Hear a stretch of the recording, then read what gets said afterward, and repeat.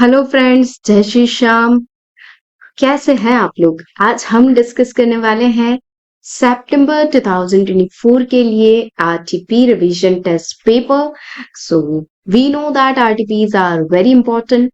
सो सितंबर 24 की हम डिस्कस करेंगे। अगर आपको मई 24 की देखनी है तो उसकी लिंक आपको डिस्क्रिप्शन में मिल जाएगी। And if you want to go for the RTPs of other subjects तो वो भी आपको डिस्क्रिप्शन में मिल जाएगा link. Okay, so let us start the RTP of corporate and other law for September 2024 attempt. The first part of the RTP is MCQs. Let us discuss the MCQs.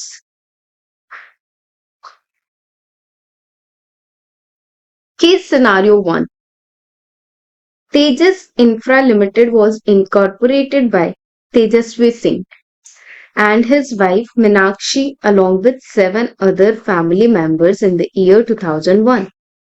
Tejas infra limited को तेजस्वी सिंह ने incorporate किया अपनी wife के साथ। 7 और family members थे in the year 2001 with an aim to undertake infrastructure projects relating to transportation in the country. ये जो कंपनी है किसके लिए है? मार्क करेंगे, इंफ्रास्ट्रक्चर प्रोजेक्ट्स के लिए बनाई गई है।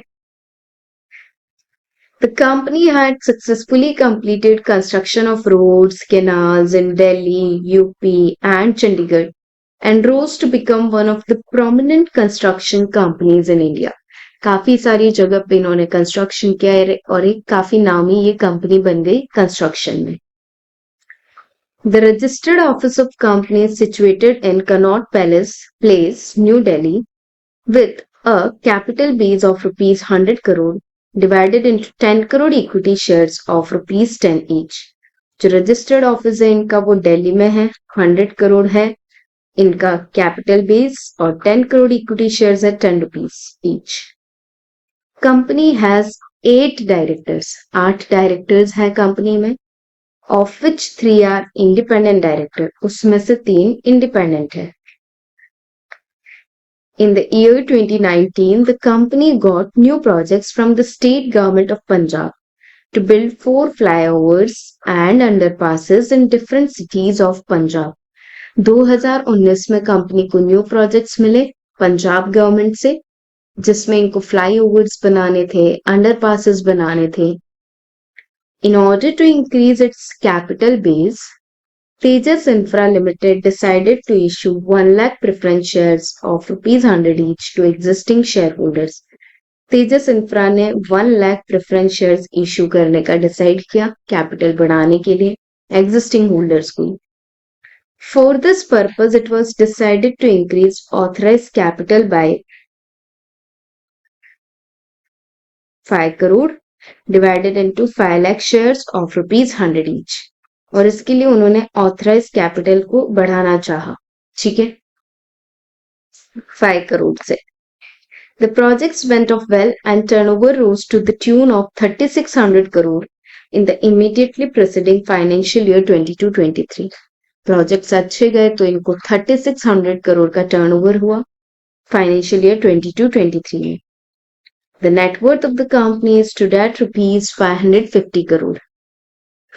As they crossed the threshold limit in immediately preceding financial year 22-23, a board level committee headed by one of the independent directors, namely Paritosh, was constituted to allocate budget, review the progress and provide guidance on various corporate social responsibility and sustainability initiatives. क्योंकि इनके जो threshold limits थी वो reach हो चुकी थी तो उन्होंने एक कमेटी बनाई डायरेक्टर्स की, जिसमें एक हेड डायरेक्टर था जो कि इंडिपेंडेंट था, पारितोष। ये कमेटी सीएसआर के काम के लिए बनाई गई। Now, it was decided to spend the requisite amount towards skill development, vocational training, provision of safe drinking water facility, etc. इन सब कामों के लिए सीएसआर कमेटी काम करेगी। Lokesh, one of the directors, is also a member of this corporate social responsibility committee. He is in favor of Janta Andolan Manch, a political party. एक director है लोकेश जो भी इस कमेटी का हिस्सा है और वो पॉलिटिकल पार्टी के फेवर में है। This party is quite prominent in undertaking social work, और ये जो पॉलिटिकल पार्टी है वो सोशल वर्क करती है। अब यहाँ पे आपको हिट हो जाना चाहिए कि सीएसआर में हम पॉलिटिकल पार्टी को डोनेशन नहीं कर सकते हैं। अगर आप करते भी हो तो वो सीएसआर में काउंट नहीं आता।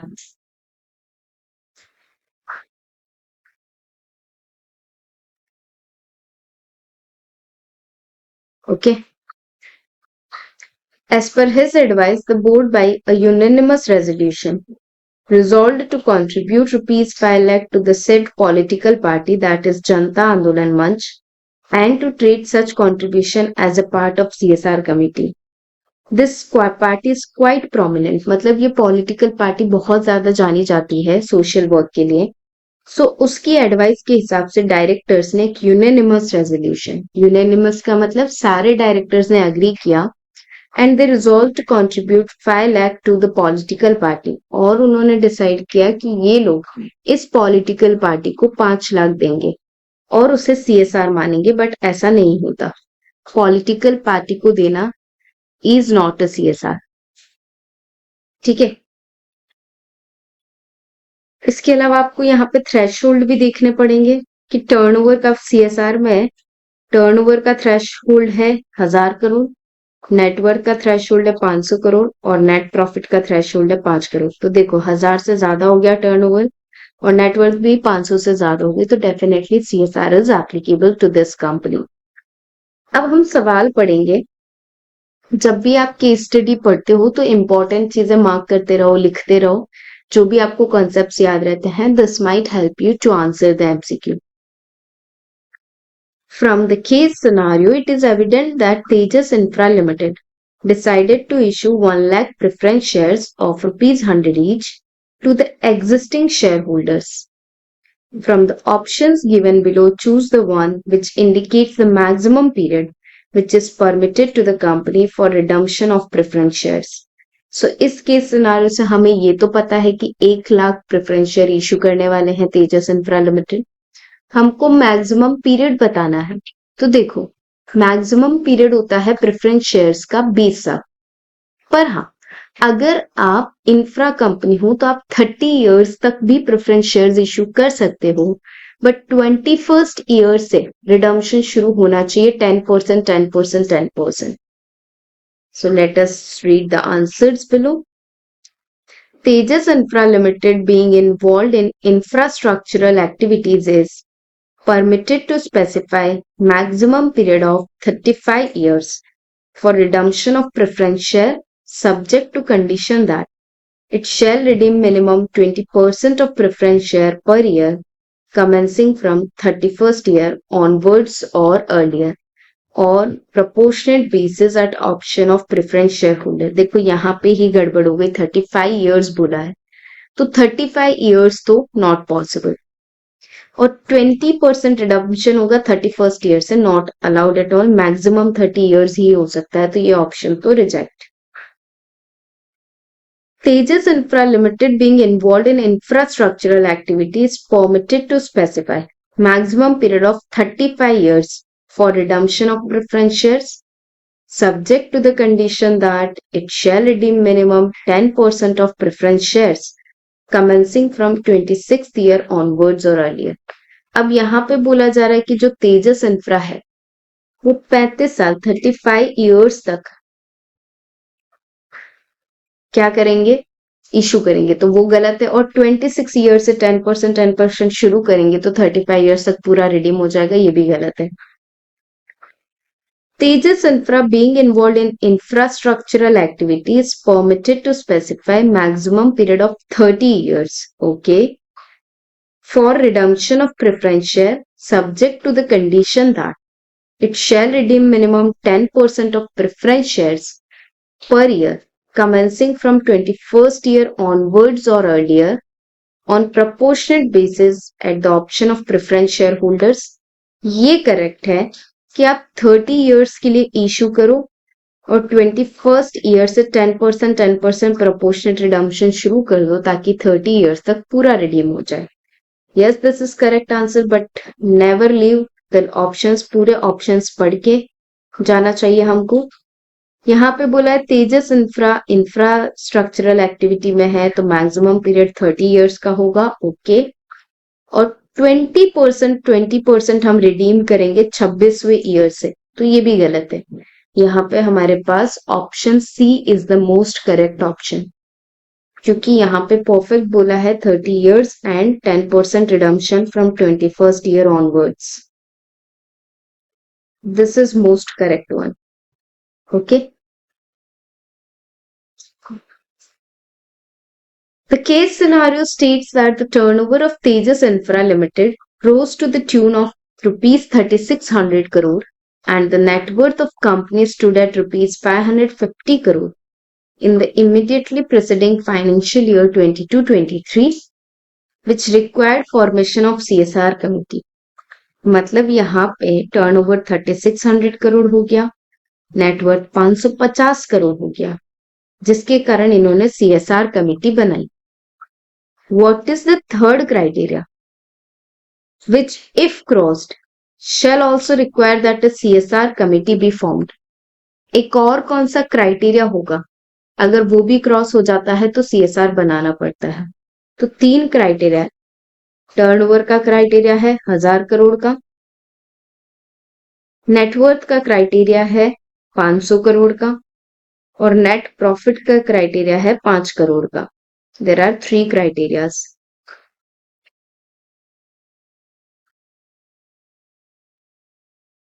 The third criteria, which also require formation of CSR committee, is that company has a net profit of rupees 2 crore or more in immediately preceding financial year. गलत जवाब। The third criteria which also require formation of CSR committee is that company has net profit of rupees 3 crore or more. The third criteria which also require formation of CSR committee is that it has a net profit of rupees 5 crore or more. Yes, this is the correct one. Net profit का criteria, पिछले financial year में अगर आपका net profit 5 crore या उससे ज्यादा होता है तो आपको CSR बनाना पड़ता है। लास्ट ऑप्शन में 6 करोड़ बोला है, वो भी गलत है। According to the legal provisions, it is mandatory to redeem preference shares at the stipulated time. Now, keeping in view the above case scenario, which source is required to be used by Tejas Infra Limited for redemption of outstanding preference shares? Redemption मतलब preference shareholders को उनका पैसा लौटा देना। तो preference shareholders का compulsory होता है 20 years या 30 years as the case may be, हमें redeem करना है। अब हमें सोर्सेस पूछे हैं कि आप रिडम्पशन कहां से करेंगे। Tejas Infra is required to redeem preference share out of the profits which would otherwise be available for dividend. Yes, आप डिस्ट्रीब्यूटेबल प्रॉफिट्स को यूज कर सकते हो, जो प्रॉफिट्स डिस्ट्रीब्यूटेबल है उनको आप यूज कर सकते हैं definitely. Tejas Infra is required to redeem preference share out of proceeds of fresh issue of share made for purpose of redemption. आप नए शेयर्स इश्यू करके भी कर सकते हैं, फ्रेश इश्यू ऑफ शेयर्स, ये भी आप कर सकते हैं। तो मतलब ये भी अलाउड है, ये भी अलाउड है। फ्रेश इश्यू शेयर्स करके आप रिडीम कर सकते हैं। Both A and B. Tejas is required to redeem preference share out of CRR? No. CRR तो आपको क्रिएट करना पड़ता है जब आप रिडम्पशन करते हैं, तो जितने प्रेफरेंस शेयर्स हैं आपके उतनी अमाउंट का CRR आपको क्रिएट करना पड़ता है। तो ऑप्शन सी करेक्ट है कि आप प्रॉफिट्स यूज कर सकते हो एज वेल एज आप फ्रेश इश्यू कर सकते हैं। While constituting a CSR committee, how many minimum directors are required to be appointed by Tejas Infra? So criteria is 3 or more director, जिसमें से एक independent होना चाहिए. That is the criteria. The committee formed by Tejas Infra Limited shall have minimum 2 directors? No. Committee formed by Tejas Infra shall have minimum 3 directors, of which at least 1 director shall be an independent director. Yes. Minimum 4 director of which 1 shall be independent? No. Minimum 4 director of which 2 shall be independent? No. Minimum 3 director होने चाहिए, जिसमें से एक director independent होना चाहिए. That is the criteria. Now case scenario 2. Greenfield LLP and Blue Wave LLP were two thriving businesses operating in the renewable energy sector. दो LLPs हैं, Greenfield and Blue Wave, renewable energy sector में है. Greenfield LLP specialized in solar panel manufacturing. So Greenfield is in solar panel manufacturing, while Blue Wave was known for its innovations in wind turbine technology. Blue wave wind turbine में है और greenfield solar energy में है. Both companies saw a strategic opportunity to join forces and create a more comprehensive renewable energy solution provider. They decided to merge into a single entity to be named EcoFuture LLP. अब उन्होंने सोचा कि काफी अच्छा opportunity एक solar में है, एक विंड में है, दोनों मर्ज हो जाते हैं, तो उन्होंने मर्जर का सोचा EcoFuture LLP बनाएंगे वो. To facilitate this merger, the management of both companies proposed a scheme of compromise and arrangement under Section 60 of LLP Act. They approached the tribunal to sanction this scheme, which involved transferring all assets, liabilities, and ongoing legal proceedings of both Greenfield LLP and Blue Wave LLP to EcoFuture LLP. तो उन्होंने amalgamation का सोचा है, merger का सोचा है. यहाँ पे जो भी ओल्ड एलएलपीज होंगी वो अपने सारे असेट्स, लायबिलिटीज जो न्यू एलएलपी बन रही है उसमें ट्रांसफर करेगी. The tribunal reviewed the proposal and found that merger scheme was designed for reconstruction and amalgamation of Greenfield LLP and Blue Wave LLP. Tribunal issued an order under Section 62 sanctioning the scheme and setting forth several provisions to ensure a smooth transition. Tribunal ने allow कर दिया, permission दे दी और कुछ और provisions भी बनाए ताकि smooth transition हो जाए, जैसे कि all assets and liabilities of Greenfield LLP and Blue Wave LLP were to be transferred to EcoFuture LLP. सारे assets और liabilities EcoFuture LLP में ट्रांसफर होंगे. Any ongoing legal proceedings involving either of original LLPs would continue under the name of EcoFuture LLP. अगर existing LLP के against कोई legal proceeding चल रही है तो वो भी EcoFuture LLP में ट्रांसफर होगी. Both Greenfield LLP and Blue Wave LLP would be dissolved without need for winding up. और Greenfield और Blue Wave को हम डिसॉल्व मान लेंगे क्योंकि इन दोनों का सब कुछ किसको ट्रांसफर हो जाएगा, EcoFuture को. However, a few partners from Greenfield LLP were not in favor of merger. Greenfield LLP के कुछ ऐसे लोग थे जो इस मर्जर के फेवर में नहीं थे. They dissented from compromise and arrangement. The tribunal provided specific directions to ensure that their interests were adequately addressed. Tribunal ने स्पेसिफिक डायरेक्शन दिया ताकि डिसेंटेड पार्टनर्स का जो भी है चीजें वो प्रॉपरली एड्रेस हो. After the order was made, both LLPs had to file a certified copy of tribunal's order with the registrar within 30 days for registration. Order pass होने के बाद जो भी दोनों LLP थी उनको रजिस्ट्रार को इस ऑर्डर की कॉपी फाइल करनी थी. Unfortunately, due to some administrative delays, this filing was not completed within stipulated time, leading to penalties for both EcoFuture LLP and designated partner. अगर आप 30 डेज में रजिस्ट्रार को फाइल नहीं करते हैं तो उसके लिए पेनल्टीज होती है. So what is the process here? जब आप अमालगमेशन करते हैं, आप ट्रिब्यूनल को अप्लाई करते हैं, ट्रिब्यूनल मीटिंग करने का ऑर्डर देता है, फिर मीटिंग्स होती है, फिर ट्रिब्यूनल सैंक्शन करता है स्कीम को, फिर आप रजिस्ट्रार को इन्फॉर्म करते हो. ट्रिब्यूनल के सैंक्शन की हुई स्कीम के हिसाब से आपको अमालगमेशन करना होता है. अगर आपकी स्कीम फिर भी इफेक्टिवली कैरी आउट ना हो पाए तो फिर ट्रिब्यूनल वहां पे क्या कर सकता है, ट्रिब्यूनल उस स्कीम को थोड़ा मॉडिफाई कर सकता है, फिर भी वो ना हो पाए तो डिसॉल्यूशन होता है फिर एलएलपी का। Answer the following MCQs in the light of Limited Liability Partnership Act 2008.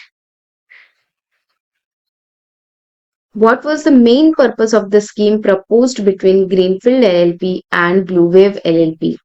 Main purpose क्या था इस scheme का? To dissolve both LLPs? To transfer all assets to third party? नहीं. For reconstruction and amalgamation of LLPs? Yes. To liquidate the companies? No. Company तो है ही नहीं. Assets transfer करना was not the main purpose. Dissolve करना भी main purpose नहीं था. Amalgamation करना था, that was the main purpose. What authority does the tribunal have when it sanctions a compromise or arrangement under Section 60? It can only supervise the arrangement. It has no authority after sanctioning the arrangement. ऐसा नहीं है कि सिर्फ supervise कर सकते या कोई authority ही नहीं है. It can supervise, modify, give directions for the arrangement. Yes, आप supervise कर सकते हो, modify कर सकते हो, directions दे सकते हो. It can dissolve the LLPs directly without any condition. No. This is the perfect answer. जब ट्रिब्यूनल ऑर्डर देगा तो वो स्कीम सुपरवाइज भी करेगा, ये सेक्शन 61 में दिया है. अगर सुपरविजन और मॉडिफिकेशन के बाद भी वो स्कीम एग्जीक्यूट ना हो पाए तो फिर ट्रिब्यूनल डिसॉल्यूशन करने का ऑर्डर देता है.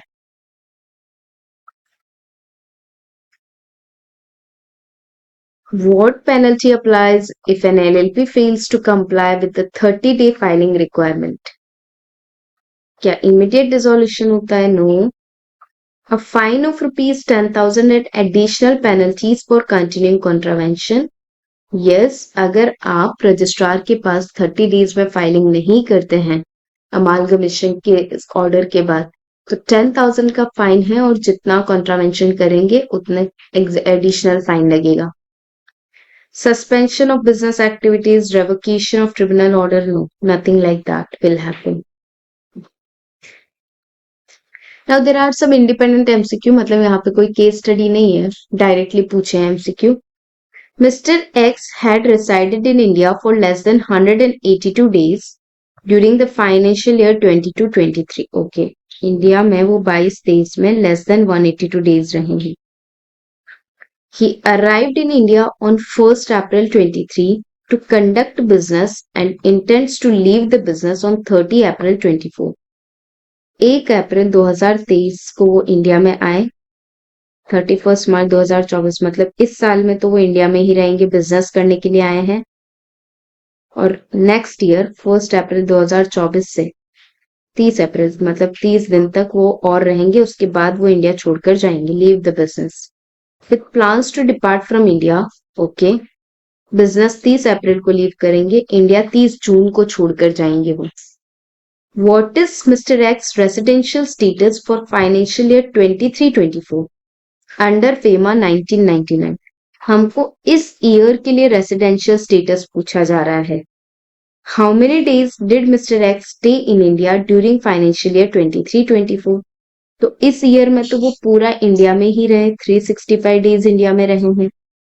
और क्योंकि वो इंडिया में बिजनेस के लिए आ रहे, देखो अगर आप इंडिया में बिजनेस के लिए आते हो, जॉब के लिए आते हो, अनसर्टेन पीरियड के लिए आते हो, तो जिस दिन आप आते हो उस दिन से ही आप रेसिडेंट बन जाते हो. तो इसका मतलब अगर वो इंडिया में 1 अप्रैल 2023 को आए तो उस दिन से ही वो रेसिडेंट मान लिए जाएंगे क्योंकि वो बिजनेस करने के लिए इंडिया में आए. तो मतलब मुझे एक ऐसा ऑप्शन सेलेक्ट करना है जहां पे ऑप्शन हो कि इसका रेसिडेंशियल स्टेटस रेसिडेंट है and the person stayed in India for 365 days और वो इंडिया में 365 डेज रहे. Non resident 180 days, no. Resident 365 days.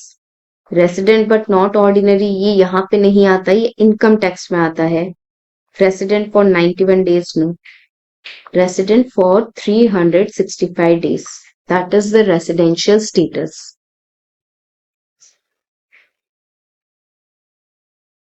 Apex Manufacturing is an industrial company based in India. Recently, the company found itself embroiled in legal issues concerning two separate offences under different enactments. मतलब अभी इनको लगा कि ये फंसे हुए हैं legal issues में, दो separate offences under different enactment, अलग अलग एक्ट के तहत दो अलग अलग ऑफेंस में. First offense involved violation of environmental regulations for which company was prosecuted and fined. पहला ऑफेंस है एनवायरमेंट का रेगुलेशन का वायलेशन किया, जिसके लिए कार्रवाई भी हुई और फाइन भी लगा. Subsequently, Apex was charged under a different law for a similar but not identical violation of environmental regulation. एक और जगह उनको चार्ज लगा, मतलब फाइन की लगाया गया, गुनहगार साबित किया गया फॉर अ सिमिलर, मतलब थोड़ा मिलता जुलता बट नॉट आइडेंटिकल. आइडेंटिकल का मतलब एग्जैक्टली सेम. वायलेशन नहीं था बट सिमिलर था. The first offence was under environment protection act 1986 for failing to dispose of hazardous waste properly. So पहला ऑफेंस ये था कि जो हार्मफुल वेस्ट प्रोडक्ट्स निकलते हैं फैक्ट्री से, वो इन्होंने प्रॉपरली डिस्पोज नहीं किया, तो वो उन्होंने पहला गुनाह किया. The second offence under the water prevention and control of pollution act 1974 involve discharging untreated waste water into a river. और दूसरा ऑफेंस ये था कि उन्होंने एक रिवर में वेस्ट वाटर डिस्चार्ज कर दिया और पोल्यूट कर दिया, मतलब रिवर को.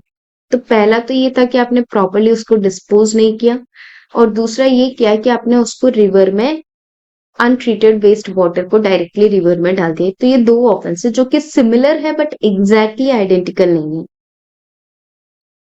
Mr. Sharma, the company's legal advisor, consulted on said issue.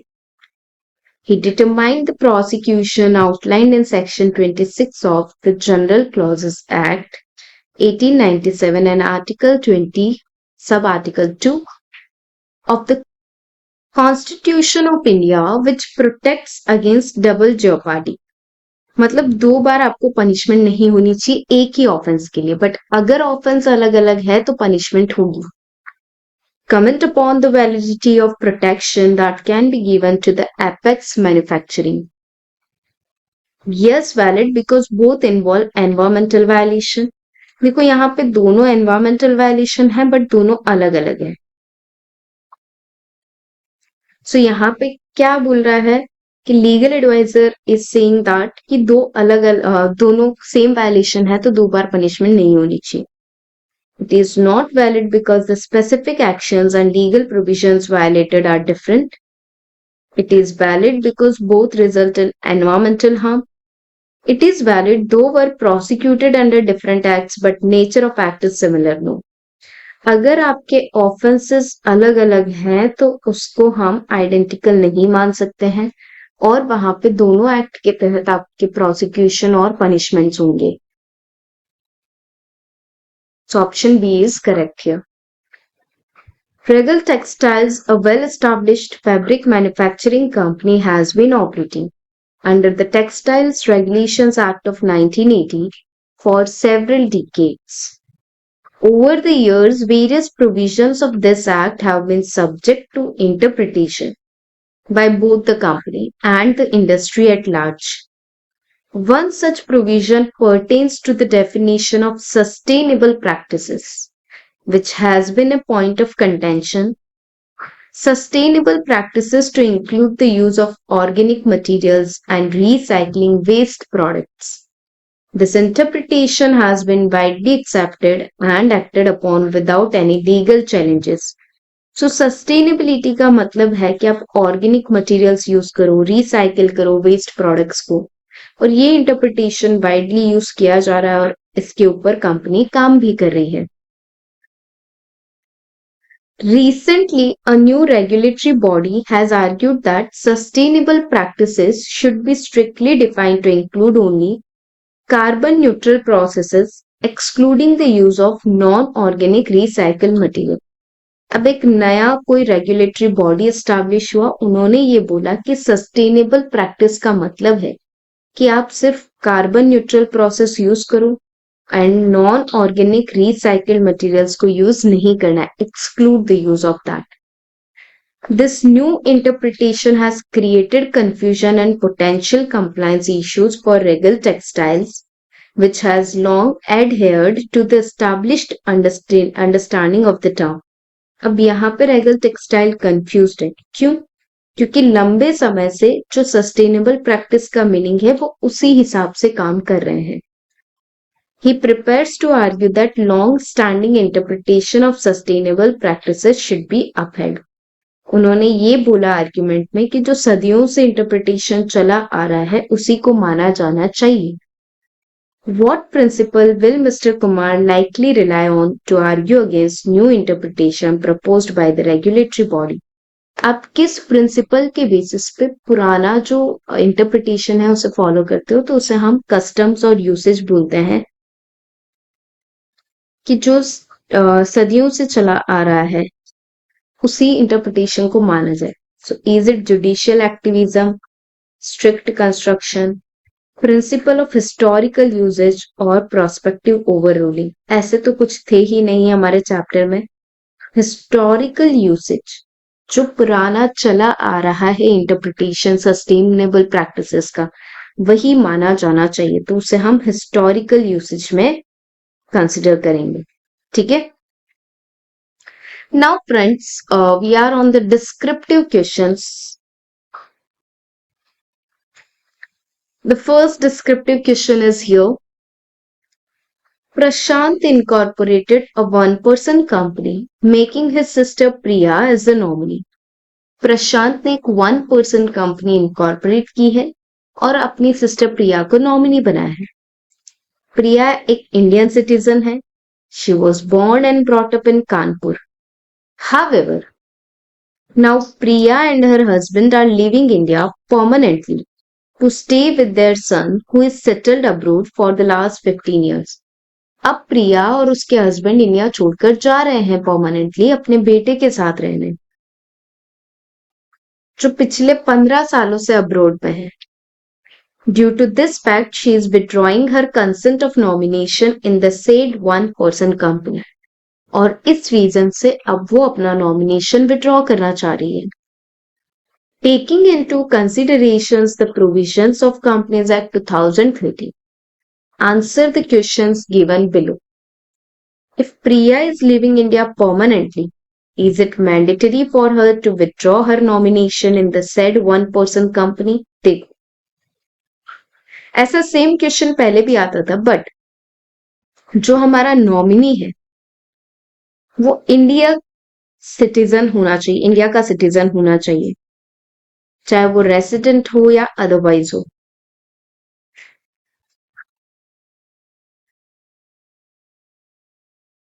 Okay. तो यहाँ पे प्रिया इज इंडियन सिटीजन. अगर वो इंडिया छोड़कर जाती भी है और फिर भी अगर उसके पास इंडिया की ही सिटीजनशिप है तो यहाँ पे कंपलसरी नहीं होगा कि उसको अपना नॉमिनेशन विड्रॉ करना ही पड़े. As long as she is Indian citizen she can continue. ठीक है. रेसिडेंशियल स्टेटस अब मैटर नहीं करता, आप रेसिडेंट है कि नहीं है. अगर आप इंडियन सिटीजन है तो yes you can continue to be a nominee. In case Priya withdraws her nomination as nominee to the OPC, whether Prashant can appoint his minor son Rushang as the nominee of OPC? क्या प्रशांत अपने minor बेटे रुशांग को nominee बना सकता है? नहीं, क्योंकि nominee जो है एक मेजर होना चाहिए, नेचुरल पर्सन होना चाहिए, इंडियन सिटीजन होना चाहिए. अब रुशांग जो है वो मेजर नहीं है तो उसे हम नॉमिनी नहीं बना पाएंगे. तो ये एक सिंपल सा क्वेश्चन है based on the concept of nominee. यहाँ पे हमको सबसे पहले प्रोविजन में एलिजिबिलिटी मेंशन करनी पड़ेगी कि क्या एलिजिबिलिटी है मेंबर और नॉमिनी की. So according to rule 3 of companies incorporation rules 2014, only a natural person who is an Indian citizen, whether resident in India or otherwise, shall be eligible to incorporate a one-person company or become a nominee in one-person company. प्रिया एक Indian citizen है. So if Priya is able to maintain her Indian citizenship status in India after moving abroad, then she can remain as nominee in OPC of Prashant irrespective of her residential status. ठीक है, residential status उसका जो भी हो, अगर वो India की citizenship hold करके रखती है तो उसे हम नॉमिनी के तौर पे कंटिन्यू कर सकते हैं. The memorandum of one-person company shall also indicate the name of the natural person other than minor who is an Indian citizen, whether resident in India or otherwise as nominee. OPC के memorandum के association में एक person का नाम होगा जो natural हो, minor ना हो, इंडियन सिटीजन हो, चाहे रेसिडेंट हो या अदरवाइज हो, along with his prior consent, who shall, in the event of death, subscriber's death or incapacity to contract, जब ओपीसी का सब्सक्राइबर मतलब सोल मेंबर उसकी डेथ हो जाएगी या वो इनकैपेसिटेट हो जाए, जैसे कि अनसाउंड माइंड, इंसॉल्वेंट, तो जो नॉमिनी होगा he will become the member of company. So in the light of the above provision, it is clear that a minor cannot be appointed as nominee or member of OPC. Hence Prashant cannot appoint his son Rushang as a nominee. तो यहाँ पे प्रशांत जो है रुशांग को nominee के तौर पे appoint नहीं कर सकते हैं. Next one. In the light of provisions of the Companies Act 2013, discuss the status of Gram PTE, which is a company registered in Singapore. जैसे हमारे यहाँ पे लिमिटेड और ऐसे वर्ड्स यूज होते हैं, वैसे सिंगापुर में ये टर्म्स यूज होती है. That is conducting online business through telemarketing in India without a physical place of business. Singapore की एक कंपनी है जो वहां पे रजिस्टर्ड है, ऑनलाइन बिजनेस करिए टेलीमार्केटिंग का इंडिया में, पर कोई फिजिकल प्लेस ऑफ बिजनेस नहीं है. It is also informed that for telemarketing business in India, its main server is located outside India. इसका मेन सर्वर आउटसाइड इंडिया में है. तो देखो, अगर आप इनकॉर्पोरेटेड आउटसाइड इंडिया हो,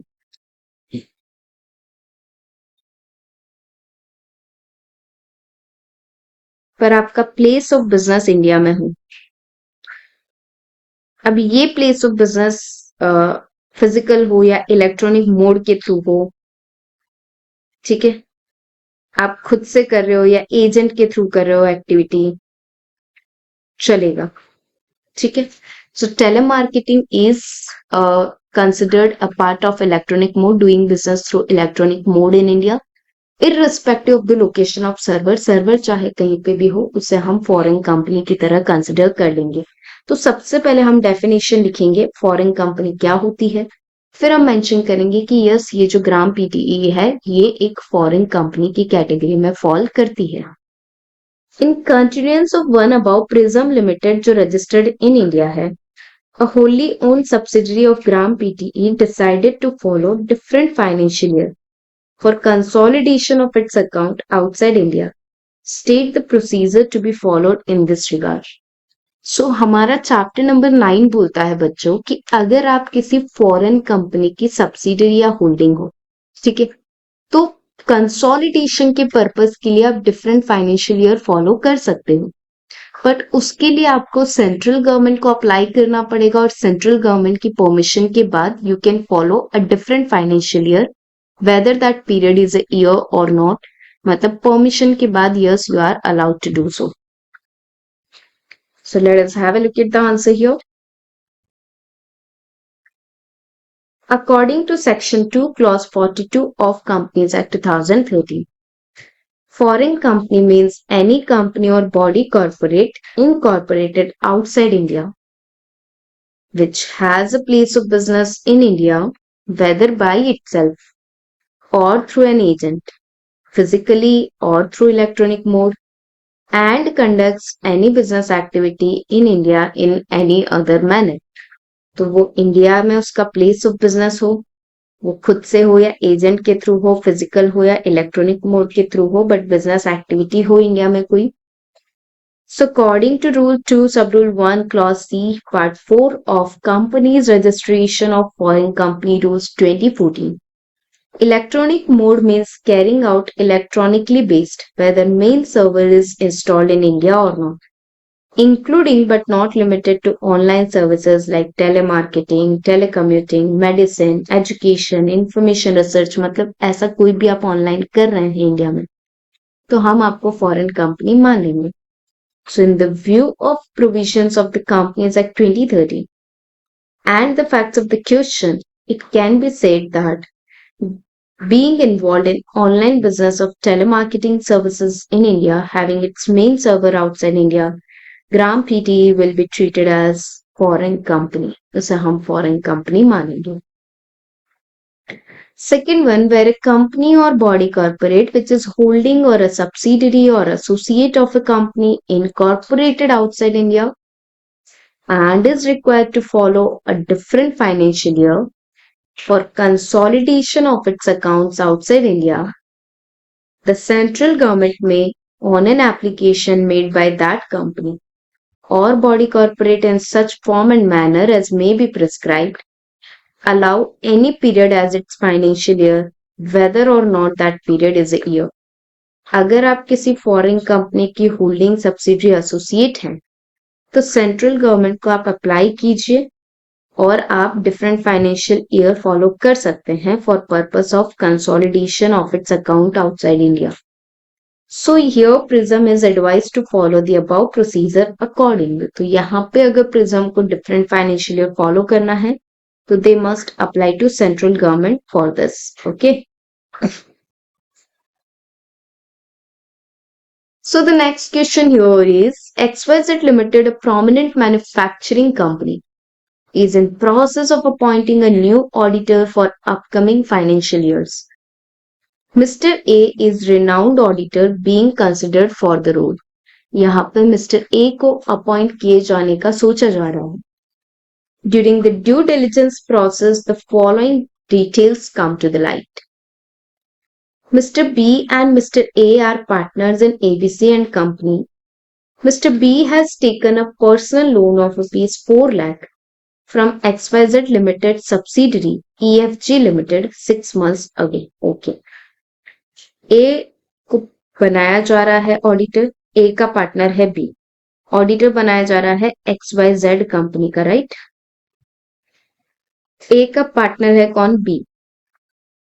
इस पार्टनर ने XYZ की सब्सिडरी कंपनी से EFG से कितने का लोन ले रखा है? 4 लाख का. Okay. Mr. A's relative Miss C has an outstanding debt of 2 lakh with DEF, an associate of XYZ Limited, which was taken 3 months ago. Okay. एक एसोसिएट कंपनी है XYZ की, दैट इज DEF. और एक person है miss C जो कि relative है A का. उसने एसोसिएट कंपनी से लोन ले रखा है 2 लाख का. तो बच्चों देखो, प्रोविजन ऐसा है डिस्क्वालिफिकेशन में, इफ ऑडिटर हिमसेल्फ और हिज रिलेटिव और his partner are indebted to the company और holding subsidiary associate in excess of rupees 5 lakh, तो ऑडिटर डिस्क्वालिफाइड हो जाता है. मतलब या तो ऑडिटर ने खुद ने लिया हो, या फिर उसके पार्टनर ने लोन लिया हो, या फिर उसके रिलेटिव ने लिया हो. कितने का? 5 लाख से ज्यादा का. किस में? कंपनी में, उसकी होल्डिंग सब्सिडरी एसोसिएट कंपनीज में. तो यहाँ पे हम देखेंगे टोटल पार्टनर ने कितना लिया है सब्सिडरी कंपनी में? 4 लाख का. रिलेटिव ने कितना लिया है एसोसिएट कंपनी में? 2 लाख का. तो सारे लिमिट्स क्लब करके आउटस्टैंडिंग हो जाती है 6 लाख की, which is in excess of rupees 5 lakh. So here Mr. A is disqualified to be appointed as an auditor of XYZ company. यहाँ पे A जो है disqualify हो जाता है, वो XYZ में अपॉइंट नहीं हो पाएगा.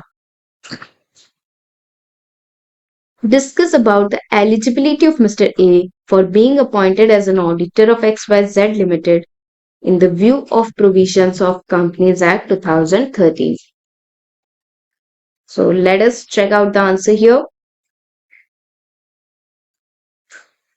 According to section 141 subsection 3 clause D.2 of Companies Act 2013, An auditor is disqualified to be appointed as an auditor if he or his relative or his partner is indebted to the company or its subsidiary or its holding or associate or a subsidiary of such holding company in excess of rupees 5 lakhs. तो 5 lakhs जो है अगर उससे ज्यादा का indebtedness हो जाता है कंपनी होल्डिंग सब्सिडरी एसोसिएट में सबका मिलाकर देखना है इंडिविजुअल नहीं, तो फिर ऑडिटर डिस्क्वालिफाइड है।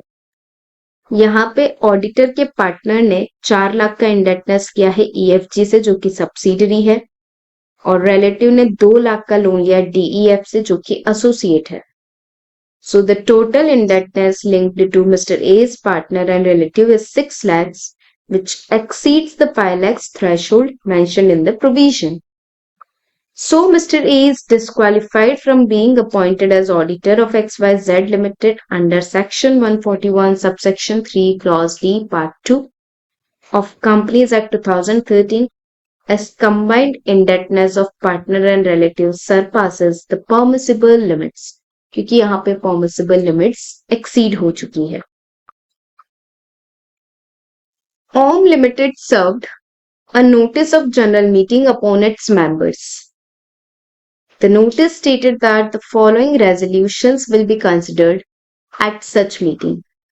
Resolution to increase authorized share capital of company. Appointment and fixation of remuneration of Mr. Pramod as statutory auditor. पहला डिस्कशन करना है ऑथराइज कैपिटल को इंक्रीज करने का एंड दूसरा fixation and appointment of Pramod as statutory auditor. A shareholder complained that the amount of proposed increase and remuneration was not specified in the notice. यहाँ पे एक शेयर होल्डर ने कंप्लेन किया है कि आप ऑथराइज कैपिटल कितनी इंक्रीज करना चाहते हो वो आपने लिखा नहीं नोटिस में और ऑडिटर को कितना रेम्यूनरेशन दोगे वो भी नहीं बताया. Is the notice valid under provision of Companies Act 2013? अब बच्चों यहाँ पे जो कॉन्सेप्ट है वो लगता है एक्सप्लेनेटरी स्टेटमेंट का. एक्सप्लेनेटरी स्टेटमेंट कब हम यूज करते हैं? When do we use explanatory statement? अगर आप कोई स्पेशल बिजनेस डिस्कस कर रहे हो तो एक्सप्लेनेटरी स्टेटमेंट कंपलसरी होता है. स्पेशल बिजनेस का मतलब which is other than ordinary. तो फिर ऑर्डिनरी क्या है? ऑर्डिनरी है 4 चीजें. दादा, डायरेक्टर का अपॉइंटमेंट, ऑडिटर का अपॉइंटमेंट एंड रेम्यूनरेशन, डिविडेंड और अकाउंट्स अप्रूव करवाना. ये 4 ट्रांजैक्शन ऐसे हैं जिसे ऑर्डिनरी माना जाता है. ठीक है. इसके अलावा कोई भी अगर ट्रांजैक्शन आप कर रहे हैं तो वो स्पेशल बिजनेस है. तो यहाँ पे जो अपॉइंटमेंट और फिक्सेशन और remuneration of Pramod as auditor है वो ऑर्डिनरी बिजनेस है जिसके लिए एक्सप्लेनेटरी स्टेटमेंट देने की जरूरत नहीं है. पर जो इंक्रीज हो रही है ऑथराइज कैपिटल वो स्पेशल बिजनेस है. इसके लिए आपको एक्सप्लेनेटरी स्टेटमेंट देना पड़ेगा. You need to give explanatory statement for this. अगर आप यहाँ पे नोटिस के साथ एक्सप्लेनेटरी स्टेटमेंट नहीं देते हैं तो इस सिचुएशन में हम उस नोटिस को इनवैलिड मान सकते हैं. The notice is not valid ऐसा माना जा सकता है. ठीक है. सो इट इज इंपॉर्टेंट कि नोटिस के साथ एक्सप्लेनेटरी स्टेटमेंट दिया जाए. तो यहाँ पे जो कंप्लेन है शेयर होल्डर की वो फर्स्ट आइटम को लेकर वैलिड है. सेकंड वाले आइटम को लेकर वैलिड नहीं है कि आपने रेम्यूनरेशन नहीं लिखा. एक्सप्लेनेटरी स्टेटमेंट मतलब एक्सप्लेनेशंस देना जिससे शेयर होल्डर को वो ट्रांजैक्शन प्रॉपर्ली समझ पाए. तो यहाँ पे आपको प्रोविजन एक्सप्लेनेटरी स्टेटमेंट का देना है. फिर आपको बताना है जो शेयर होल्डर का कंटेंशन है फर्स्ट आइटम को लेकर वो वैलिड है और सेकंड आइटम को लेकर जो कंटेंशन है that is not valid in this case. Okay. I hope जिस एक्सपेक्टेशन के साथ आपने इस वीडियो को देखना शुरू किया था वो एक्सपेक्टेशन आपकी पूरी हो रही हैं और जो भी कॉन्सेप्ट्स आप क्लियर करना चाहते थे, जिस टॉपिक में आप कमांड चाहते थे अपने रिस्पेक्टिव एग्जाम के लिए, वो आप इस वीडियो के थ्रू फुलफिल कर पा रहे हैं. यहाँ मैं आपको एक छोटी सी इन्फॉर्मेशन देना चाहूँगा कि हमारे सभी पेड कोर्सेज जो हैं वो आपके रिस्पेक्टिव एग्जाम्स के अवेलेबल हैं ऑन द वेबसाइट escholars.in, जिसका लिंक भी आपको डिस्क्रिप्शन में प्रोवाइड किया गया है। I will just request you कि आप सोचिए कि फ्री कंटेंट में अगर इतना दम है तो पेड कंटेंट में हमने क्या क्या चीज़ें आपको दे रखी होंगी। एक बार आप जाके हमारी वेबसाइट ज़रूर विजिट करें escholars.in, और आप विश्वास मानिए नर्सरी के स्कूल से भी कम फीस पर हमने आपको वीडियो लेक्चर्स जो है आपके एग्जाम के लिए प्रोवाइड करवा रखे हैं, and much of premium quality. Thank you so much. Under Section 102, Subsection 2, Clause B of the Companies Act 2013, in case of any meeting other than annual general meeting, all business transacted thereat shall be deemed to be special business. AGM के अलावा कोई भी meeting में जो भी discuss होता है वो स्पेशल बिजनेस ही होता है, क्योंकि जो दादा वाले आइटम है वो सिर्फ AGM में ही डिस्कस होते हैं। Further, under Section 102, Clause 1, a statement setting out the following material facts concerning each item of special business to be transacted at a general meeting shall be annexed to the notice calling such meeting, namely. तो section 102 बोलता है कि जब भी special business हो तो एक statement attach करो, और उसमें आप क्या बताओ? द नेचर ऑफ कंसर्न और इंटरेस्ट, फाइनेंशियल और otherwise, if any, in respect of each item of every director and manager, if any, every key managerial personnel and relatives of person 1 and 2. मतलब for example अगर company कोई building purchase करी, अगर वो building director की wife की है तो आपको ये चीज एक्सप्लेनेटरी स्टेटमेंट में लिखनी पड़ेगी कि डायरेक्टर का इंटरेस्ट है, डायरेक्टर का रिलेटिव का है ये building. Means any kind of interest of director, KMP, चाहे वो फाइनेंशियली इन्वॉल्व हो चाहे otherwise, you have to mention it in the explanatory statement. Any other information and facts that may enable, और क्या ऐड करना है? तो कोई और इंफॉर्मेशन और फैक्ट्स जिससे मेंबर्स को अच्छे से समझ आए the meaning, scope and implications of item of business and to take decisions thereon, ताकि वो बहुत प्रॉपरली समझ पाए कि इस पर्टिकुलर ट्रांजैक्शन से क्या कॉन्सिक्वेंस होंगे, क्या चीजें होगी, वो सारी चीजें समझ आए। The information about amount is also a material fact that may enable members to understand the meaning and implication of item of business to be transacted and to take decision thereon. Section 102 also prescribe ordinary businesses जिसके लिए explanatory statement required नहीं होता।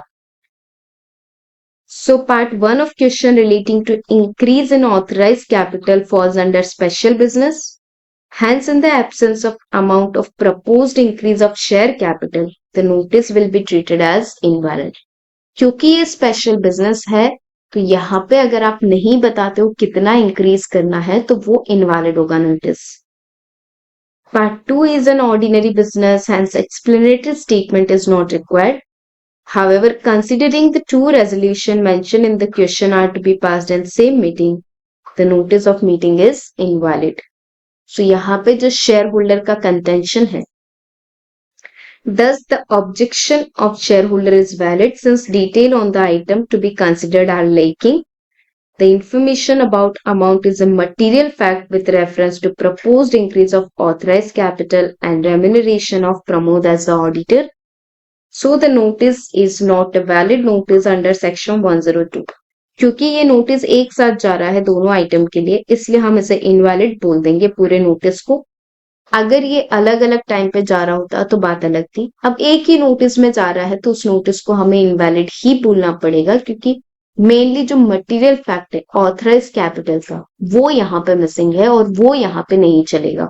ठीक है, so it is about section 102 explanatory statement. ऐसा same question हमने course 3.0 में भी डिस्कस किया है। K Limited in its first year of incorporation maintained its books of account under single entry system of accounting. Is it permitted under provisions of Companies Act 2013? The answer is no. चाहे आप first year में हो, second year में हो, किसी भी year में हो, जो सिंगल एंट्री सिस्टम है वो अलाउड नहीं है। Companies must maintain its books of accounts on double entry system and accrual basis.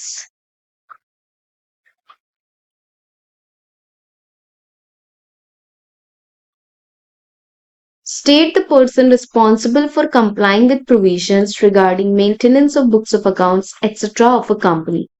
कौन लोग responsible होते हैं books of accounts maintain करने के लिए?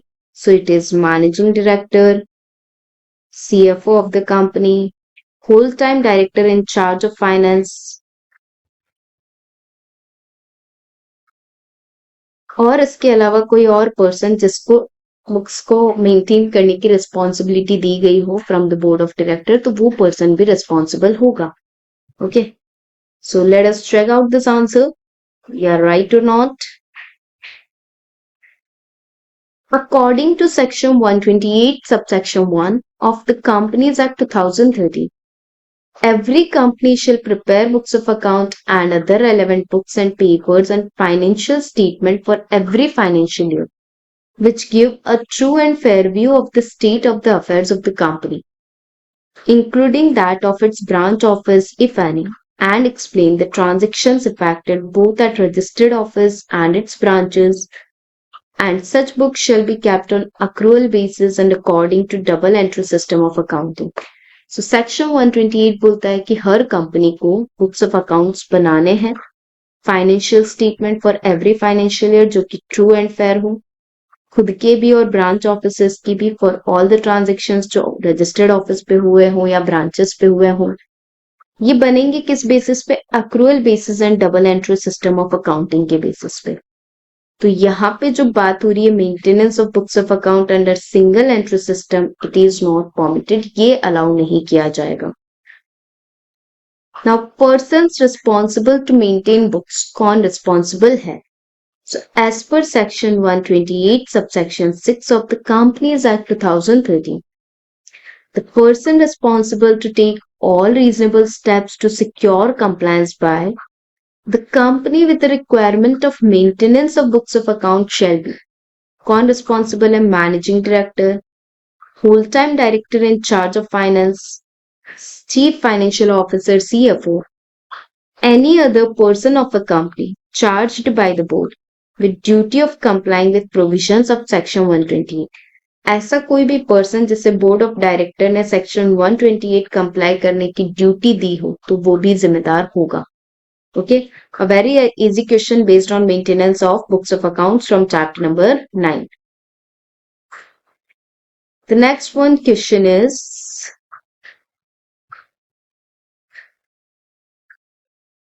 this one.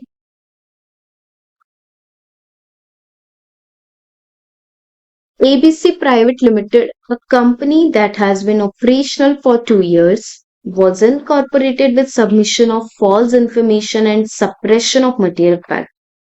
एक कंपनी इनकॉर्पोरेट हुई फॉल्स इंफॉर्मेशन, गलत इंफॉर्मेशन देकर और मटेरियल फैक्ट को सप्रेस करके. The company's founders, Mr. X and Ms. Y, provided incorrect financial statements and concealed significant liabilities during the incorporation process. Company के founder थे X और Y, जिन्होंने इनकरेक्ट फाइनेंशियल स्टेटमेंट्स दिए, significant liabilities को छिपाया, conceal किया. This misrepresentation was recently uncovered during an internal audit initiated by company's new CFO, Mr. Z. और ये कब पता चला, कब सामने आया? जब एक CFO जो नया आया उसने इंटरनल ऑडिट करवाया. Upon discovering these fraudulent actions, Mr. Z has filed an application with the National Company Law Tribunal. Explain the provisions of Companies Act 2013 in respect where company has been incorporated by furnishing false or incorrect information. जहां पे company false information देकर incorporate हो रही है, तो यहाँ पे क्या होगा? देखो, ये वाला कॉन्सेप्ट फाउंडेशन में भी पढ़ते हैं हम, यहाँ पे भी पढ़ते हैं. अगर आप गलत इंफॉर्मेशन देकर कंपनी क्रिएट करते हो और नेशनल कंपनी लॉ ट्रिब्यूनल को एप्लीकेशन मिलती और अगर एनसीएलटी को लगता है that the application is true, तो एनसीएलटी मेंबर्स की लायबिलिटी को अनलिमिटेड करने का ऑर्डर दे सकता है. Unlimited liability of members.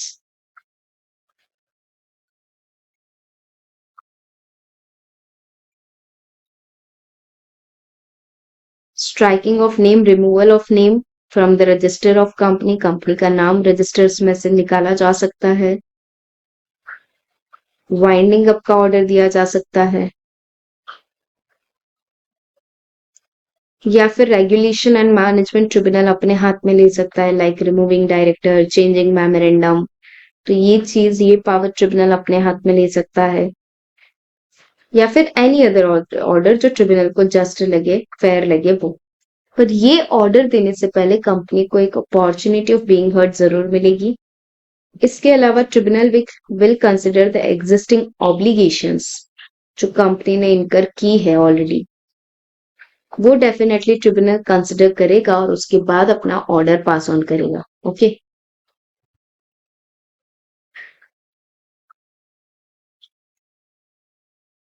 so here is the answer. According to section 7 subsection 7 of Companies Act 2013, where a company has been got incorporated by furnishing false or incorrect information or representation, or by suppressing any material fact or information in any of the documents or declaration filed or made for incorporating such company, or by any fraudulent action, the tribunal may, on an application made to it, on being satisfied that the situation so warrants, pass such order as it may think fit for regulation of the management of company, including changes, if any, in its memorandum and articles, in public interest or in the interest of company and its members and creditors. Tribunal क्या order pass कर सकता है? Regulation and management of company, जहां पर tribunal memorandum change कर सकता है, articles change कर सकता है, जो भी ट्रिब्यूनल को ठीक लगेगा वो। Tribunal can give order of that liability of members shall be unlimited, or direct removal of the name of the company from the register of companies, or pass an order for winding up of the company, winding up का order pass कर सकता है, और pass such other orders as it may deem fit, या फिर कोई और order जो उसको ठीक लगे। However, before making any order under this subsection, the company shall be given a reasonable opportunity of being heard in the matter, and the tribunal shall take into consideration the transactions entered into by the company, including the obligations, if any, contracted, or payment of any liability. Tribunal यहाँ पे कोई भी order दे सकता है, winding up का कुछ भी, but ये ऑर्डर देने से पहले वो कंसिडर करेगा कि कंपनी ने जो ट्रांजेक्शन्स किए हैं, ऑब्लिगेशंस किए हैं या लायबिलिटीज क्रिएट की है, तो वो सारी कितनी हो चुकी है ऑलरेडी, ये सब कंसिडर करने के बाद ही tribunal will pass its order.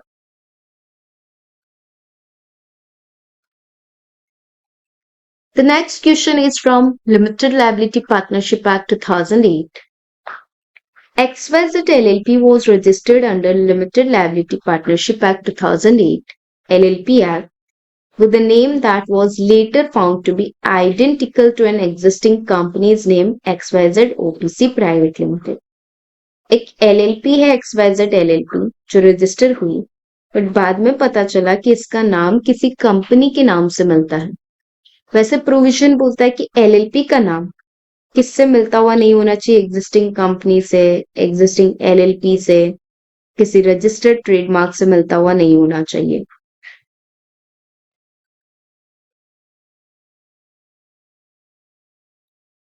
The similarity was not noticed at the time of registration, के वक्त तो ये नहीं पता चला था कि ऐसा नाम सिमिलर है।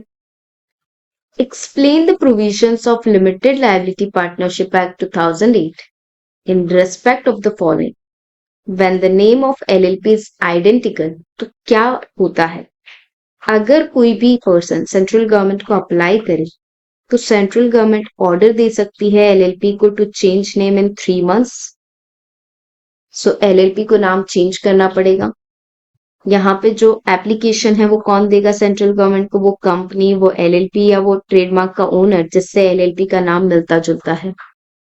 ट्रेडमार्क के ओनर के लिए 3 years की लिमिट है। यहाँ पे सेंट्रल गवर्नमेंट ऑर्डर देती है तो एलएलपी नाम चेंज करती है। अगर नाम चेंज नहीं करती है तो सेंट्रल गवर्नमेंट खुद से न्यू नेम अलॉट कर सकती है एलएलपी को। सो ये पूरा प्रोविजन है for changing of name. Formalities with registrar of company after name change of LLP. अगर आप खुद से नाम चेंज कर लेते हो after order of central government, तो विद इन 15 डेज आप रजिस्ट्रार को इन्फॉर्म करोगे। रजिस्ट्रार आपको नया सर्टिफिकेट देगा। उस सर्टिफिकेट मिलने के बाद 30 डेज में आपको अपने एग्रीमेंट में भी चेंज करना रहेगा। That is the formality to be done after changing of name. So ये है प्रोविजन एलएलपी का if the name is identical with existing company, LLP or trademark.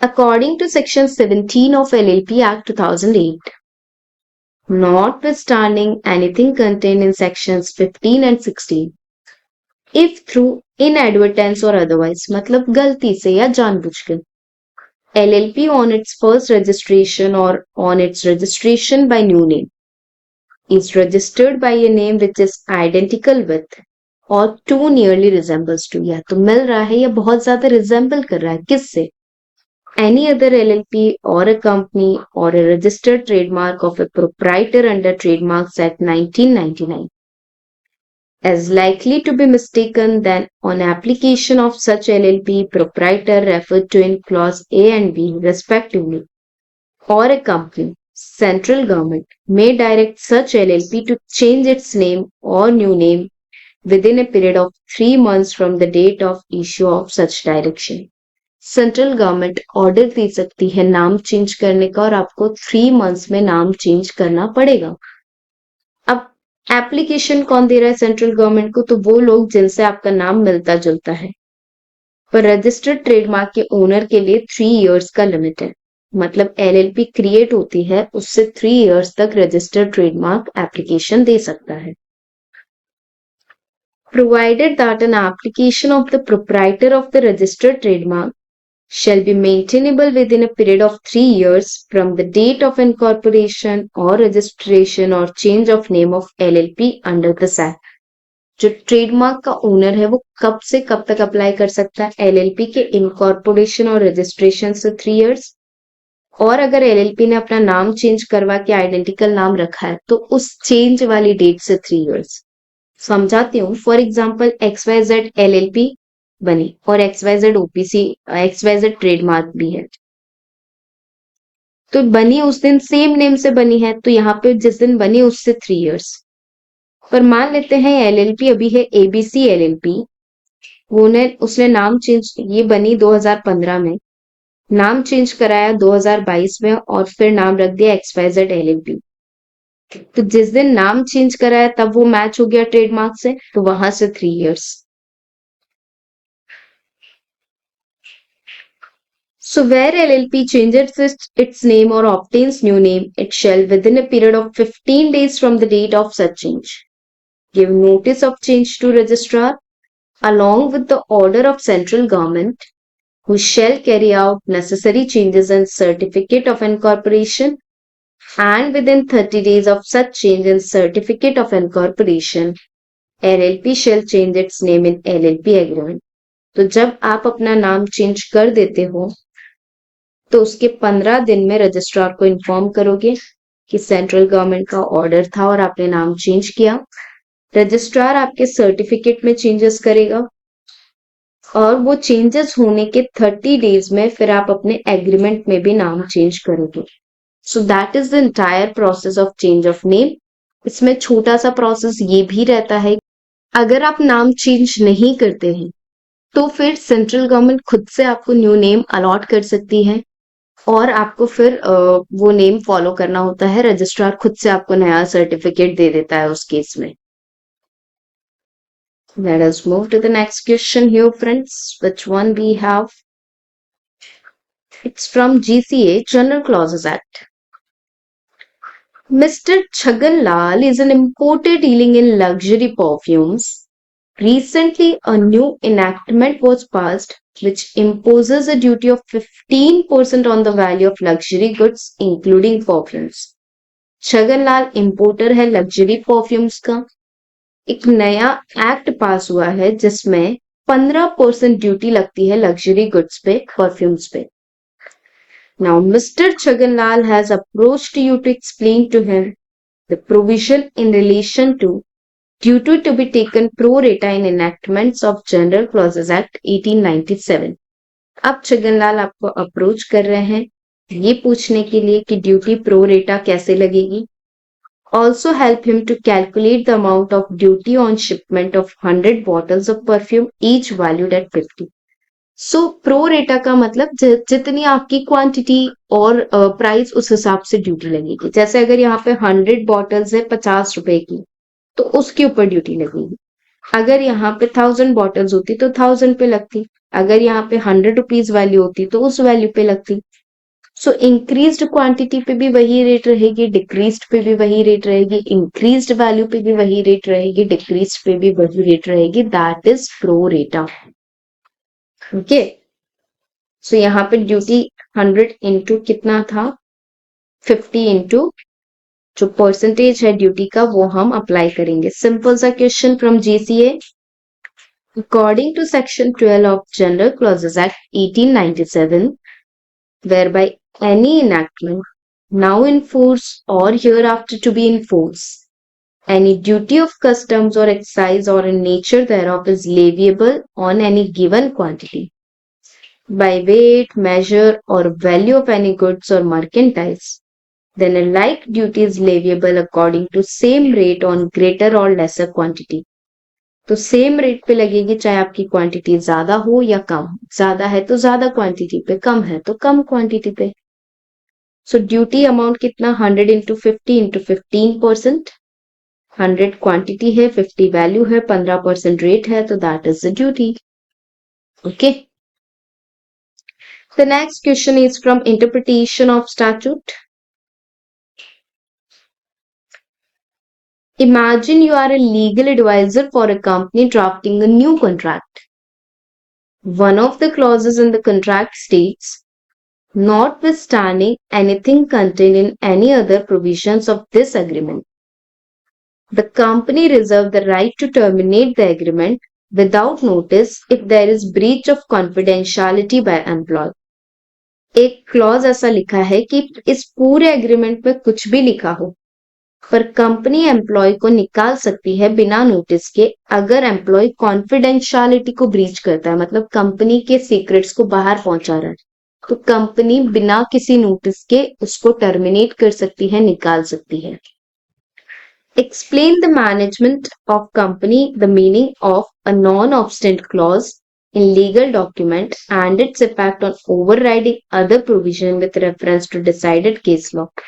So यहाँ पे नॉन ऑब्स्टेंट क्लॉज का मतलब होता है कि जो सेक्शन में लिखा है that will override the other sections, clauses, document. अगर नॉट विथस्टैंडिंग से कुछ शुरू हो रहा है इसका मतलब वो जो बात बोली गई है वो बाकी सबके ऊपर ओवरराइडिंग है. इसके 4 लेवल्स होते हैं बट यहाँ पे ये जो नॉट विथस्टैंडिंग है ये पूरे एग्रीमेंट को ओवरराइड कर रहा है कि पूरे एग्रीमेंट के किसी भी प्रोविजन में कुछ भी लिखा हो बट ये जो हम बात बोल रहे हैं ये सबसे ज्यादा ओवरराइडिंग होगी. ठीक है. जैसे दूसरी जगह अगर आपने लिखा हो कि एम्प्लॉय को निकालने के लिए 1 मंथ का नोटिस देना पड़ेगा पर इन्होंने अगर यहाँ पे नॉट विथस्टैंडिंग लिखा है इसका मतलब ये है कि अगर एम्प्लॉय ऐसा कुछ करता है तो हम 1 मंथ का नोटिस दिए बिना ही निकाल सकते हैं. So when a clause start with notwithstanding इसका इम्पैक्ट जो होता है वो ओवरराइड करता है बाकी चीजों को. So a clause that begins with the words notwithstanding anything contained is called non-obstant clause. Unlike the subject to clause, notwithstanding clause has effect of making the provision prevail over other. मतलब जो notwithstanding के साथ लिखा हुआ है वो override करेगा बाकी के चीजों को. When this term is used, then the clause will prevail over other provisions mentioned. Case था के पारासुरामैया versus Pakari Lakshman AIR 1965 AP 220. In conclusion, a non-obstant clause plays a crucial role in legal drafting by ensuring that the specified provision prevails over conflicting provision, thereby enhancing legal certainty and consistency in judicial interpretation. तो जो not withstanding वाला clause है वो override करेगा बाकी के clauses को। मतलब अगर कॉन्फ्लिक्ट है भी, जैसे मैंने आपको एग्जांपल दिया 1 मंथ का नोटिस और ये बोल रहा है हम नोटिस दिए बिना निकाल देंगे, तो इस सिचुएशन में नॉट विथस्टैंडिंग वाला ओवरराइड करेगा एज कंपेयर टू 1 मंथ के नोटिस वाला clause. Now friends, we are on the last question, that is from FEMA, Foreign Exchange Management Act. Mr. Arjun, an Indian resident, had been working abroad for past 10 years. से वो India के बाहर काम कर रहे हैं. During his tenure abroad, he acquired foreign currency and held investments in foreign securities. He also inherited a property located in New York from his late grandfather. जब वो अब्रॉड में थे तो उन्होंने फॉरेन करेंसी कमाई, इन्वेस्टमेंट किया और उनको जायदाद में एक प्रॉपर्टी भी मिली अपने ग्रैंडफादर से, who was a non resident India. After returning to India permanently, अब अर्जुन 10 साल बाद इंडिया परमानेंट आते हैं। Mister Arjun wishes to understand provisions under foreign exchange management act 1999 regarding ownership and utilisation of foreign assets. तो provision ऐसा बोलता है कि अगर कोई सिक्योरिटी, कोई प्रॉपर्टी आपने तब कमाई हो जब आप पर्सन रेसिडेंट आउटसाइड इंडिया थे, तो आप उनको कंटिन्यूअसली हेल्ड कर सकते हैं। You can hold it continuously. India आने के बाद भी आप उन प्रॉपर्टीज और इन्वेस्टमेंट को होल्ड करके रख सकते हो if you have earned it when you were person resident outside India. So, under provisions of Foreign Exchange Management Act, Mr. Arjun, being a resident in India, can hold, own, transfer or invest in foreign currency, securities or immovable property situated outside India under certain conditions. और ये condition ये है कि जब आप person resident outside India होते हो तब हम आपको अलाउ करते हैं कि आप फॉरेन करेंसी होल्ड करो, आप इन्वेस्टमेंट्स कर सकते हो। So foreign currency accounts, Mr. Arjun can maintain foreign currency accounts that were opened and maintained by him when he was a resident outside India. जब वो PROI था और उसने फॉरेन करेंसी अकाउंट क्रिएट किया तो उसे वो होल्ड करके रख सकता है। Income and investment, income earned through employment, business, vocation outside India while he was non-resident. Investment made abroad during his non-resident. Gift या इनहेरिटेंस अगर उसको मिले हैं तो वो भी होल्ड करके रखे जा सकते हैं। Foreign exchange and income there on, foreign exchange holdings including income arising from them held outside India by Arjun, acquired through inheritance from a known resident Indian. So Arjun उसको होल्ड करके रख सकता है। फर्स्ट ऑफ ऑल ये हमने provisions पढ़े हैं कि ये सारी चीजें होल्ड करके रखी जा सकती है when you are person resident outside India. आप खरीद रहे हो, आपको इनहेरिटेंस में मिल रहा है, you can hold it. Now utilisation, आपके पास जो भी असेट्स है जो आपने खुद ने कमाए हैं, इंडिया आने के बाद आप उसको फ्रीली यूटिलाइज कर सकते हो। Mister Arjun may freely utilize all eligible assets abroad including income on such assets और sale proceeds received after his return to India. For example, Arjun को एक घर मिला है, वो अर्जुन ने रेंट पे दिया। रेंट पे इनकम जो आई है फॉरेन एक्सचेंज इनकम, तो अर्जुन उसको फ्रीली यूज कर सकता है। क्यों? क्योंकि ये ऐसे एसेट्स की इनकम है जो उसने जेन्युइनली वैलिडली अक्वायर किया, तो उसकी इनकम को वो फ्रीली यूज कर सकता है। उस इनकम से he can make fresh investments और payments without the approval of Reserve Bank of India, provided the funds used are from eligible assets held by him abroad and transaction complies with FEMA provisions. मतलब समझाती हूँ, अगर ये घर का किराया अर्जुन को हर साल $50,000 मिल रहा है, अब $50,000 से अर्जुन जो है, मान लेते हैं फॉरेन में सिक्योरिटीज खरीदना चाहता है, तो वो खरीद सकता है बिना आरबीआई की परमिशन के, बट वो सिक्योरिटीज की वैल्यू 50,000 से ज्यादा नहीं होनी चाहिए। 50,000 तक की वैल्यू है, चलेगा। Therefore, Mr. Arjun is eligible to hold and utilize his foreign assets as per provisions outlined in Section 6, subsection 4 of FEMA and RBI circular These provisions allow him to manage his foreign currency securities and inherited property located outside India in compliance with regulations governing residents dealing in foreign assets under FEMA. So foreign में आपने कुछ कमाया है तो वो आप continue कर सकते हो होल्ड, उससे आप और कुछ कमाते हो तो उसको भी आप फ्रीली यूज कर सकते हो। देखो, अगर आप जितना कमा रहे हो और वैलिडली कमा रहे हो और वही चीज खर्च कर रहे हो तो आरबीआई की परमिशन लेने की जरूरत नहीं। पर आपकी कोई फॉरेन सिक्योरिटी है या फॉरेन प्रॉपर्टी है जिसकी जो इनकम आपको मिली उससे ज्यादा का आप वापस फ्रेश इन्वेस्टमेंट या पेमेंट्स करते हो तो आरबीआई की परमिशन लगती है। और उतना ही आप करते हो अपने करेंसी अकाउंट से करते हो या जितना आपके पास इनकम जनरेट हो रही है उतना ही यूज कर रहे हो तो you can freely use without any approval from RBI. These all are the questions from our RTPs। यहाँ पे हमने काफी सारे क्वेश्चंस देखे। इफ आई स्पीक जनरली काफी नॉर्मल क्वेश्चंस थे। अगर हम डिस्क्रिप्टिव क्वेश्चंस की बात करें तो वन रीडिंग में भी समझ आ जाए वैसे क्वेश्चंस थे सारे। But hope you enjoyed and understood all the questions well. So here we are prepared for September 24. For more RTPs, you can check the link in the description. Don't miss the RTPs of other subjects. RTP is very, very, very important before going for exams. So rock it, my dear students. All the best for your exams.